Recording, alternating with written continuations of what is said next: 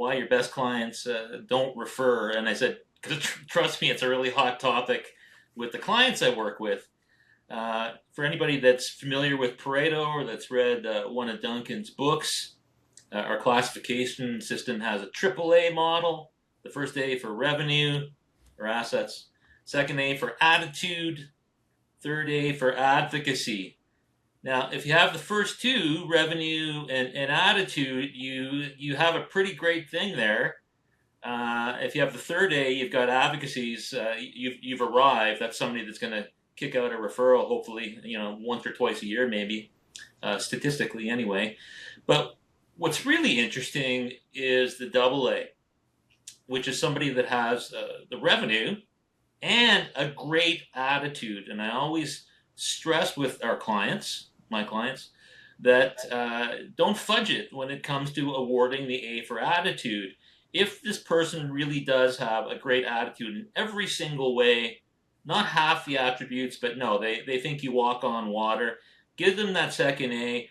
And then we have the confidence of knowing that this person has all the revenue to make, your top 20%, fantastic attitude. So what's the mystery of the double A? If all that's in place, why isn't that person introducing us to others? And then I'll stop talking and I'll say to the client, so what do you think it is? And there'll be like a sort of a blank look and they'll say, well, I don't know, Terry, that's kind of why we hired you in Pareto, which is sort of funny.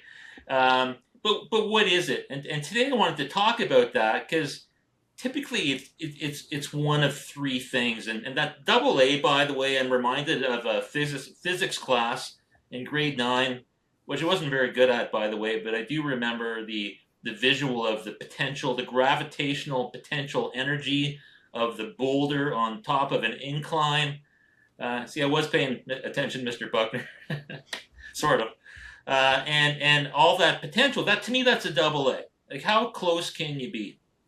So when I do present on this, when I work with clients, a lot of the Pareto Systems program is peeling back the layers on that mystery, because there's nothing easier than increasing production than working with somebody that already has those other pieces in place, the revenue and the attitude. Meaning, it's way harder to go out and start all over again with somebody brand new. And don't do that if you haven't solved the mystery of the double A first. So I just wanted to start there, Duncan, in terms of how, maybe they don't like your tie. That maybe that's a mystery of the double A that we just don't know about. Typically not, though. It's things like service, and I don't mean not providing decent service. I mean not providing fantastic service, and we'll talk about that.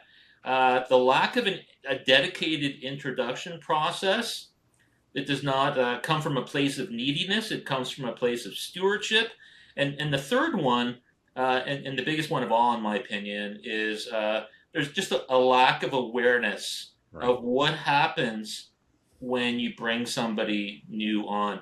But I just want to start there, Duncan, and I want to go to the first point, which is service. I mean, how often are you talking to advisors in your travels, Duncan, where somebody's crowing about their service and you ask them to start describing it, and it's pretty much a laundry list of everything you would expect from paying somebody $50,000 to $100,000 a year.